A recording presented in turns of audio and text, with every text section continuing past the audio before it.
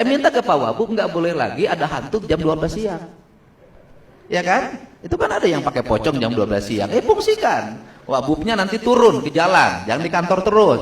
Pimpin, bersihkan. Kenapa? Karena Bandung Barat harapannya pariwisata. Hotel harus penuh, restoran harus penuh. Pendapatannya di situ. Untuk itu bikin orang nyaman lewat ke Bandung Barat. Bapak lihat, setiap hari sekarang bis-bis ratusan tuh baris. Kenapa? Sudah bersih, sudah tertata. Ada yang mengut sampah, ada yang ngatur lalu lintas, pohon-pohonnya diurus. Ini kan cara kita ini pengen kaya tapi nggak pernah ngurus. Pengen wisatanya naik tapi nggak diurus. Ya gimana?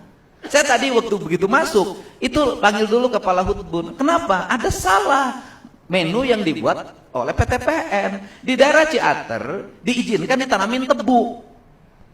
Saya bilang salah. Nggak bisa. Saya sampai pada ngambil keputusan, udah deh, itu kan udah store, terus dibilang pengusahanya udah bayar 1 miliar ke PTPN uang sewa, udah deh saya yang bayar, tarik. Saya begitu caranya. Setelah itu apa? Yang 100 hektar tanamin lagi teh. Emang teh oke? Ngomong teh bilang rugi nggak ada masalah. Saya katakan teh boleh rugi, tapi dia konservasi. Kenapa? Kalau nggak ada teh itu hotel di puncak nggak akan laku. Itu kalau nggak ada teh, hotel di Lembang, di Ciater nggak akan laku, nggak akan.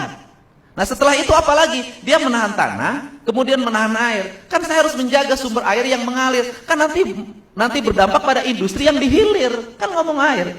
Kita ngomong air tiap hari, tapi apa? Tapi hulu sungainya dihancurin. Gunung Wayang, Gunung Windunya dihajar, kemudian dibagi-bagi, kemudian peruntukannya bukan untuk hutan, untuk perkebunan. Perkebunannya sayur. Loh, saya bilang boleh ngitung ini berapa teh di sini untungnya, tapi implikasi terhadap itu pada Citarum terjadi pendangkalan. Biaya perawatan Citarum per tahun 1 triliun. Daripada ngerukin Citarum tiap tahun, lebih baik rubah kebun sayur jadi kebun teh kembali. 1, pariwisata akan meningkat. 2, air akan terjaga. 3, longsor tidak akan terjadi. 4, banjir akan tercegah. Setelah itu nanti Citarum aman. Nanti Citarum mengalir apa? Tarung Barat, Tarung Timur. Melahirkan apa? Nanti ketahanan pangan. Di mana? Bekasi, Kerawang, Indramayu, Cirebon. Pengen? Setelah itu apa lagi? Ketersediaan air untuk kawasan industri. Urus dong hulunya. Nah kita ini kan padahal, saya ngomong lah, dulu leluhur kita disebut animis atau dinamis, penyembah gunung, penyembah batu, penyembah pohon. Mereka tuh bukan menyembah dalam arti menyembah sebagai sebuah nilai keyakinan, bukan. Tetapi secara simbolistik dia lagi memberikan gambaran, kita ini hidup dari air, maka kalau ingin merawat air, menjaga air, rawatlah gunung, rawatlah pohon, rawatlah batu. Sederhana. Nah kita ini bukan bangsa animis, bangsa rasional yang setiap saat berdoa. Saya dari tadi, kita ini kan ya Allah, negeri yang doanya paling banyak itu Indonesia. Sebelum acara doa, ya Allah tunjukkanlah kami pada jalan yang udah ditunjukin. Lu ngambil jalan bengkok terus. Ini Pak Kanwil agama, udah ditunjukin sama Allah, ya kan? Berilah kami rezeki yang berlimpah. Kamu udah diberi. Kamu dikasih gunung yang baik, gunung yang indah. Kamu dikasih aliran sungai. Kamu dikasih tanah yang subur. Kamu dikasih udara yang bersih. Kamu dikasih matahari yang setia, yang dia terbit di timur, tebernan di barat, tiap hari tidak pernah berubah. Kamu dikasih segalanya, rezekinya kamu kasih, tapi kamu kufur. Sehingga kamu tidak dapat apa? Yang dapat kemiskinan, peperangan, pertengkaran, perang di antara saudara. Itu loh. Nggak dikasih. Udah dikasih, Pak. Apa yang nggak dikasih buat Indonesia? Ini tanah surga. Cuman tanah surga ini oleh kita karena kita busuk pikirannya, busuk hatinya, orientasinya materialisme, nu penting mah untung, tidak pernah berpikir ke depan, tidak pernah berpikir anak cucu, maka tanah surga itu dirubah menjadi tanah neraka oleh diri kita sendiri. Ini rubah, Pak. Nah, ini kan harus benerin. Makanya saya tuh menyelesaikan masalah itu di hulu, bukan di hilir. Ini hulunya beresin. Jadi kalau sakit kepala, nggak mesti kepala yang dipegang, bisa jadi ulu hati yang dibenerin. Kalau kita sakit kepala, kepala yang dipijit. Ya nggak bisa, masalahnya bukan di situ. Sakit kepala masalahnya apa? Ya nggak sakit kepala gimana? Gajinya cuma 4 juta, ngambil motor. istri 2, ya sakit kepala. Gimana? Oke. Oke. Udahlah, urusan kenakalan bapak pemain saya pelatih. Nah, terus ngomong lagi nih, belum selesai. Ngomong lagi adalah bahwa industrialisasi akan melahirkan pertumbuhan, ya katanya. Akan melahirkan kemampuan, katanya.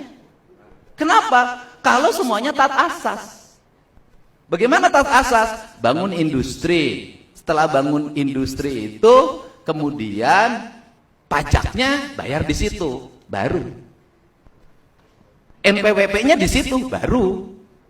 Setelah itu nomor mobil perusahaannya di situ, baru. Setelah itu rekrutmen karyawannya prioritaskan, latih dulu, didik dulu orang situ, baru. Baru industri melahirkan kemakmuran bagi Jawa Barat. Tapi kalau bangun pabrik yang ngeborongnya bukan orang situ juga, ya usah, nggak ada masalah, terserah saja.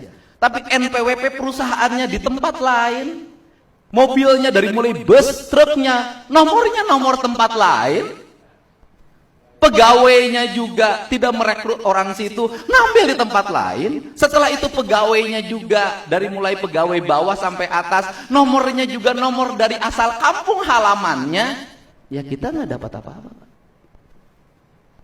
Kalau nggak dapat apa-apa, orang situ nggak kebagian jadi preman. Memperkuat diri. Kenapa memperkuat diri? Loh, habis saya tidak kasih ruang kecuali dengan kekerasan. Masa kita mau jadi negeri barbar? Untuk itu ya saya minta pada semuanya berkesadaran. Pengusaha berkesadaran dong. Kita yang bangun jalan, kita harus nyiapin fasilitas air, kita yang ngurus upah walaupun harus berhadapan dengan berbagai orang, kelompok, kita yang ditekan-tekan dalam setiap waktu. Tapi Bapak bayar pajak di tempat lain, ekspor atas nama tempat lain, sedangkan ngadunya ke kita yang nggak bisa dong begitu. Apakah industri juga mempercepat pertumbuhan? Enggak juga. Kalau juga sistemnya kayak tadi, masyarakat setempat miskin, Pak. Kenapa? Kehilangan tanahnya, bikin kontrakan juga pada harinya. Kontrakannya geser, asalnya sewain rumahnya untuk tukang nasi goreng, akhirnya rumahnya dibeli oleh nasi goreng. Kenapa? Mindset juga harus dirubah masyarakat sekitarnya. Ini yang saya lagi rubah. Saya sering marahin orang tua itu, kamu kalau untuk urusan sekolah kamu bertahan, nggak punya duit, tapi anak kamu jajan 20.000 per hari. Sebenarnya lagi merubah mindset orang Jawa Barat. Lu sebentar lagi harus jadi petarung, harus menjadi orang yang hebat. Rubah anak-anaknya menjadi petarung, bukan jadi orang-orang manja. Orang Jawa Barat harus survive di Jawa Barat. Ini cara. Nah,